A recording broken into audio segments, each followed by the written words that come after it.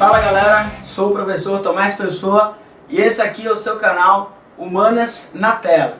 Seguinte, vamos bater um papo sobre uma das temáticas mais frequentes na prova do Enem. Vamos conversar sobre desenvolvimento sustentável, né? Primeiro, de onde veio a ideia de desenvolvimento sustentável? O que é o desenvolvimento sustentável? Veja bem, os atuais moldes com que a sociedade capitalista se reproduz, né, o sistema baseado no lucro, na produção e no consumo, ele é um sistema qual o seu funcionamento básico, ele é um funcionamento que promove, né, uma série de problemáticas. A gente vai poder identificar aí, por exemplo, a produção do lixo, a gente vai poder identificar a poluição atmosférica de modo geral. Então, todas as vezes que se menciona o desenvolvimento econômico, quase que necessariamente a gente vai estar falando também sobre os impactos ambientais que esse desenvolvimento econômico ele promove. Então, durante muito tempo, a própria sociedade entendia, né, que o desenvolvimento econômico ele necessariamente ele viria acompanhado de impactos ambientais. E aí, talvez em última análise, esse pensamento até esteja correto, né? É muito complicado que você consiga, muito difícil que você consiga promover um desenvolvimento econômico baseado principalmente, né, nas ideias do capitalismo, sem que haja a produção de grandes impactos ambientais. E esses impactos ambientais vão ser em várias áreas: poluição atmosférica, poluição sonora, poluição visual, poluição dos mananciais de água, poluição do solo na atividade agrícola. Então vai ter aí uma infinidade de problemas ambientais.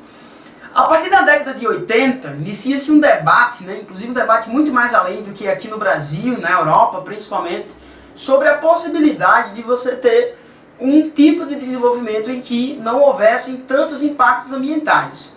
Em 1972, foi organizada a primeira grande conferência ambiental do mundo, foi a Conferência de Estocolmo, na Suécia, e desde então foi colocado em questionamento o desenvolvimento econômico e esses impactos ambientais. E em virtude disso também, na década de 1980, a ambientalista norueguesa Gro Harlem Brundtland escreveu o seu principal documento da sua vida, o Relatório Brundtland, onde nesse relatório ela coloca em proposta o fato de que existe, né, um modelo de desenvolvimento a ser perseguido, a ser alcançado, e que esse modelo seria justamente um modelo pautado na preservação dos recursos naturais e na minimização dos problemas sociais que o sistema capitalista produz.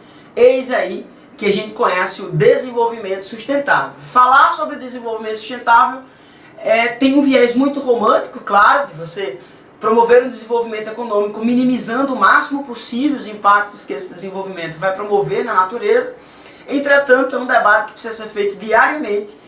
E a busca pelo desenvolvimento sustentável é uma busca diária, né? Não existe desenvolvimento sustentável porque, de repente, você foi lá numa cidade como São Paulo e proibiu o uso de sacolas plásticas. Essa é uma iniciativa sustentável, né? À medida que você tem, por exemplo, a sacola plástica, todo aquele problema de que ela demora centenas de anos para se decompor na natureza, e que todos os dias a gente vai no supermercado, vai na padaria comprar o pão, comprar alguma coisa para comer, e você vai trazer para casa, além do produto, uma sacola plástica, que demoraria centenas de anos para se decompor.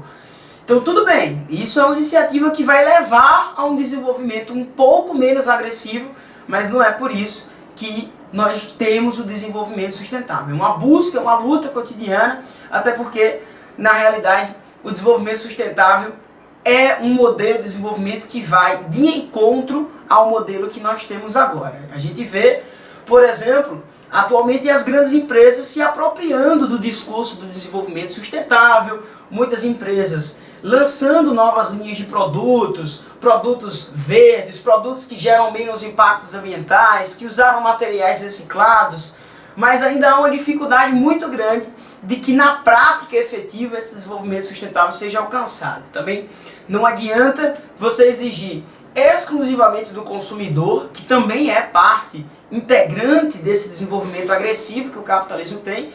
Não adianta exigir que ele mude a sua forma de consumir sem esperar por grandes mudanças. Eu acho que o funcionamento do sistema, na sua lógica, ele não vai alcançar, ele não pretende alcançar o desenvolvimento sustentável.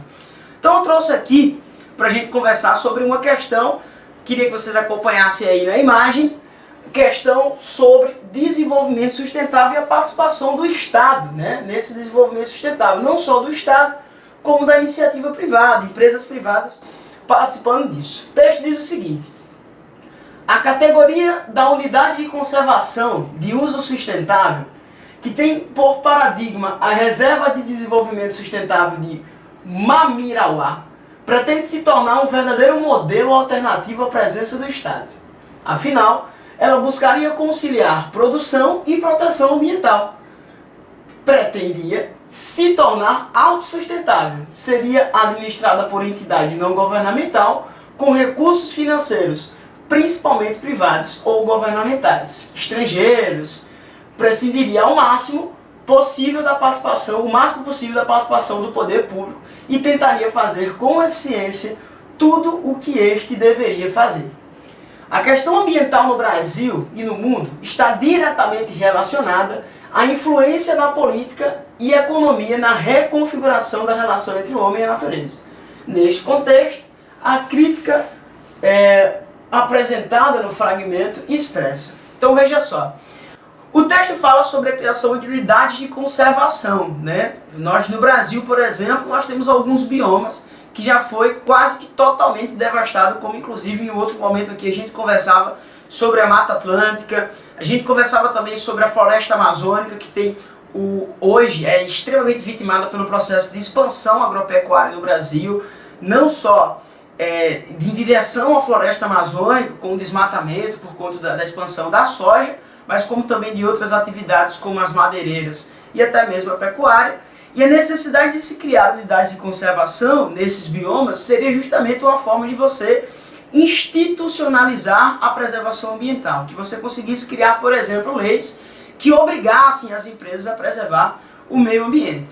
O papel que o Estado tem nisso é muito importante, só que se a gente for levantar uma dinâmica, uma discussão um pouco mais macro, a gente, é claro, vai entender que na entidade do mundo subdesenvolvido, no terceiro mundo, enfim, o Brasil é um país emergente, mas a nossa legislação ambiental, apesar de ser uma legislação que não é a mais fraca, a mais branda, a mais aberta do mundo, mas a fiscalização dessa legislação é uma fiscalização muito, muito frágil. Dessa maneira, mesmo com a legislação ambiental, que até define alguns limites para a exploração dos recursos naturais, a gente consegue perceber muito facilmente na paisagem problemas ambientais identificados e principalmente promovidos por grandes empresas, né? Empresas no setor agropecuário, até a própria indústria, claro, despejando efluentes industriais nos rios sem nenhum tipo de tratamento, enfim. Então há uma necessidade de uma intervenção um pouco maior do Estado. Mas o texto fala justamente sobre esse Estado e o fato de nós vivermos em um Estado neoliberal, né? Como é que nós vamos buscar esse desenvolvimento sustentável a partir do Estado, sendo que nós temos um Estado neoliberal onde a tendência é que o Estado ele intervenha nas relações econômicas o menos possível.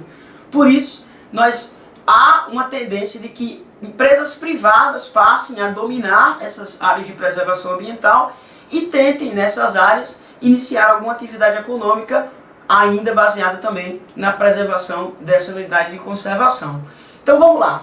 A crítica do texto está relacionada, expressa, né? Letra A fala que a crítica expressa uma convicção pela abordagem dos ecologistas radicais devido aos limites reais da relação entre a economia e sustentabilidade.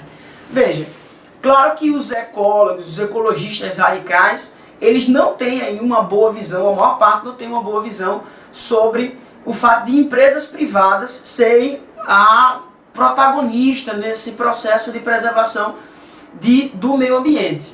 Eles acham que o ideal é que essas empresas privadas elas ainda não têm essa finalidade de fato preservar e que elas estariam adaptando, por exemplo, o seu percurso de lucratividade, a sua ideia de lucratividade a um discurso ambiental, sem que de fato esse seja o seu principal objetivo. Beleza? A afirmativa letra B diz assim: que a preocupação, o texto refere-se à preocupação com a influência neoliberal na organização de unidades de conservação, devido à minimização do poder público, e você sabe, claro, que essa é a nossa afirmativa verdadeira. Letra B, vou mostrar para vocês aí agora, essa é a nossa questão verdadeira. Veja só, como eu tinha falado para vocês, há uma necessidade de intervenção maior do Estado na preservação do meio ambiente, principalmente nesse terceiro mundo. A gente conseguiu visualizar, por exemplo, depois de Estocolmo, na Suécia, as legislações ambientais desses países, elas têm ficado um pouco mais severas, um pouco mais rígidas. E isso principalmente nos países ricos. Os países ricos têm criado legislações mais agressivas e isso tem proporcionado um fenômeno, que é o fenômeno da transferência da indústria do mundo rico para o mundo subdesenvolvido, o mundo pobre. Assim, se industrializaram países como o Brasil, a Índia, a própria China, nesse processo de transferência da indústria dos grandes centros agora para esses países que a gente inclusive conhece como emergentes. A economia como o Brasil, Rússia, Índia, China, África do Sul, os famosos BRICS, basicamente são formadas por indústrias estrangeiras vindas principalmente dos grandes centros da economia mundial. Os Estados Unidos na América, a Alemanha e a Inglaterra na Europa e o Japão na Ásia. Beleza? Fica a dica aí para vocês. Grande abraço, até a próxima aula. Valeu!